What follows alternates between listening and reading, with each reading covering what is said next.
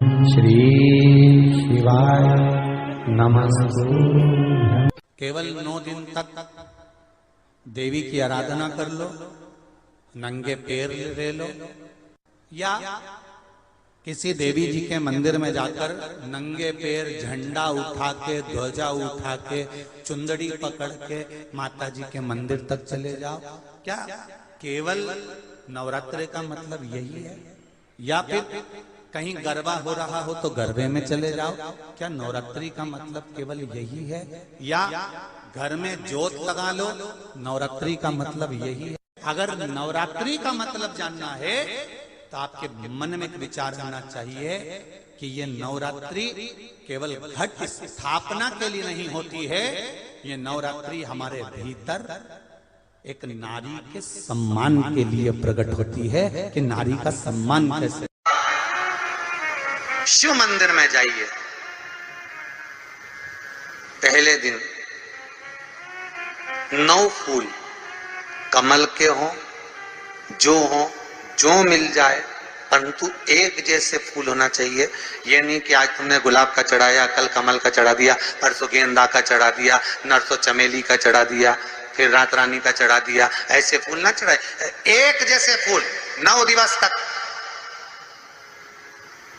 सीते, हे जानकी, हे पुत्री, शिव मंदिर में जाकर अपने पति का स्मरण कर कर, कार्य का स्मरण कर कर 9 फूल प्रथम दिन घी का दिया लगाकर आप भगवान शंकर को कामना कर कर समर्पित करती हो। दूसरे दिन वही फूल दुगने हो जाना चाहिए, 18। तीसरे दिन फिर 9 जोड़ लो। किसी भी स्थान पर, किसी भी स्थान पर, यदि हमारे घर में 2 शिवलिंग है, नहीं है, तो किसी अपने घर के गमले में, बगीचे में 2 पार्थिव लिंग का निर्माण करें। 2 पार्थिव लिंग, उसमें एक शिव जी का स्मरण करें और एक में माता पार्वती जी का स्मरण। देवाधिदेव महादेव के 2 स्वरूप, 2 लिंग प्रकट कर कर, एक पर 9 पुष्प लाल और एक पर श्वेत पुष्प 5 समर्पित करें। बाबा की आराधना करें, घी का दीप लगाएं, पूजन करें और बाद में उन शिवलिंग को, उन पुष्पों को विसर्जन करें। किसी भी नदी में, तालाब में, बावड़ी में, अगर वहां नहीं विसर्जन कर सकते हैं तो किसी वृक्ष के नीचे उनका विसर्जन करें। और ये नवरात्रे, ये जो गुप्त नवरात्रे हैं, इस माघ महीने में जो गुप्त नवरात्रि आती है, इसी के अंतर्गत इसका पूजन है। एक बार हमने पहले वर्णन किया था, जिसके यहाँ संतान नहीं होती उसके लिए भी पहले श्रृंगी ऋषि ने नवरात्रि का बड़ा वर्णन किया। नवरात्रि के लिए कहते हैं कि नवरात्रि के अंतर्गत 9 लाल फूल और 5 श्वेत पुष्प, ये दोनों। लोग कहते हैं गुप्तरे में हम देवी की आराधना करें, पत्र में हम भगवान की आराधना करें, पर शिव महापुराण की कथा कर रही है, भगवान शंकर का चरित्र कथा है। अगर आपने देवी भागवत का स्मरण किया हो या भगवान शिव की एक पवित्र आनंदमय कथा स्कंद पुराण के काशी खंड में अगर सुनी हो या उसमें भी नहीं पढ़ पाए हो, तो श्रृंगी ऋषि के चरित्र में आता है। श्रृंगी बाबा ने वर्णन किया है कि किसी भी स्थान पर, किसी भी स्थान पर यदि हमारे घर में 2 शिवलिंग है, नहीं है, तो किसी अपने घर के गमले में, बगीचे में 2 पार्थिव लिंग का निर्माण करें। 2 पार्थिव लिंग, उसमें एक शिव जी का स्मरण करें और एक में माता पार्वती जी का स्मरण। देवाधिदेव महादेव के 2 स्वरूप, 2 लिंग प्रकट कर कर, एक पर 9 पुष्प लाल और एक पर श्वेत पुष्प 5 समर्पित करें। बाबा की आराधना करें, घी का दीप लगाएं, पूजन करें और बाद में उन शिवलिंग को, उन पुष्पों को विसर्जन करें। किसी भी नदी में, तालाब में, बावड़ी में, अगर वहां नहीं विसर्जन कर सकते हैं तो किसी वृक्ष के नीचे उनका विसर्जन कर दो। पर ये नवरात्र आती है, इसी के अंतर्गत इसका पूजन है। एक बार हमने पहले वर्णन किया था, जिसके यहाँ संतान नहीं होती उसके लिए भी पहले जो आषाढ़ के महीने में जो गुप्त नवरात्र आते हैं उसका स्मरण कराया था।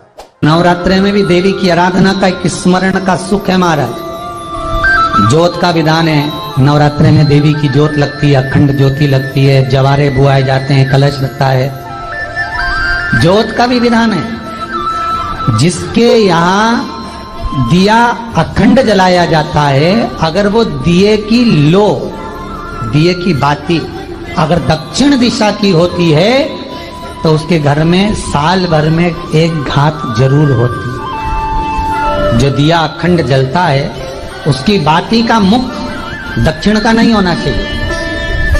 अगर आपने देवी भागवत का स्मरण कराओ, देवी भागवत को अगर सुना हो, तो देवी भागवत में स्पष्ट किया गया कि पूर्व की ओर मुख करा हुआ दिया, अर्थात पूर्व की ओर ज्योत जो जलाई जाती है वो संपदा की वृद्धि करती है। पश्चिम की ओर मुख कर कर जो ज्योत लगाई जाती है महाराज, वो वैभव को देती है। और उत्तर की ओर जो मुख कर कर ज्योत जलाई जाती है, उत्तर की ओर जो ज्योत का मुख रहता है वो आयु की वृद्धि करती है, घर में अकाल मौत को रोकती है। दक्षिण की ओर ज्योत ना लगाएं। अगर आपको लगाना है पूरब की लगाएं, पश्चिम की लगाएं या उत्तर की लगाएं।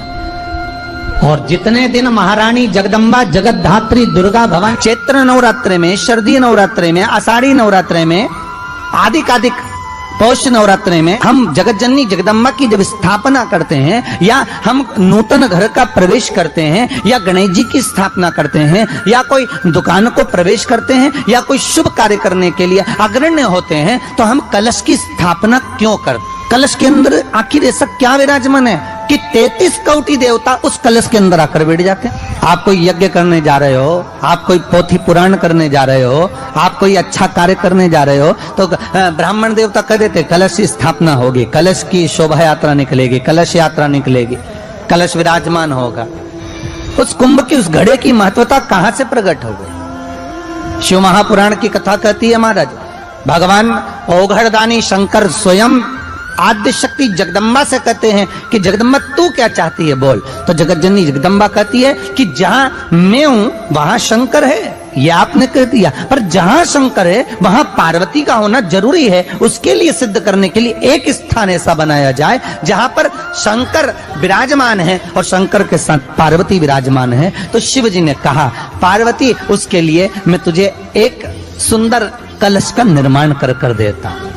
अष्टमी के दिन कन्याओं का भोजन कराओ या नवमी के दिन कन्याओं का भोजन कराओ। पर देवी भागवत तो कहती है, देवी भागवत तो वर्णन करती है कि पहले नवरात्रे से लेकर नवमी तिथि तक जितने दिन देवी के होते हैं, प्रत्येक दिन में आप किसी भी दिन कन्याओं का भोजन करा सकते हो, पहली रात्रि से लेकर, पहला दिन से लेकर। पर 9वें दिन तो सवेरे पूजन करके, यज्ञ करके, अनुष्ठान करके देवी को विसर्जन कर दिया। फिर नवरात्रि पूर्ण कैसे हुई? नवरात्रि की पूर्णता होती है अमावस्या की रात से गिनी जाती है। कौन से दिन से गिनते हैं? अमावस्या की रात्रि, फिर एकम की रात्रि, फिर दूज की रात्रि, ऐसे गिनते गिनते अष्टमी की रात्रि तक और नवमी के दिन सुबह तक या दोपहर तक या शाम तक, जब तक आप यज्ञ ना करें तब तक ये 9 रात्रियां पूर्ण गिनी जाती है महाराज देवी भागवत के हिसाब से पूर्णता।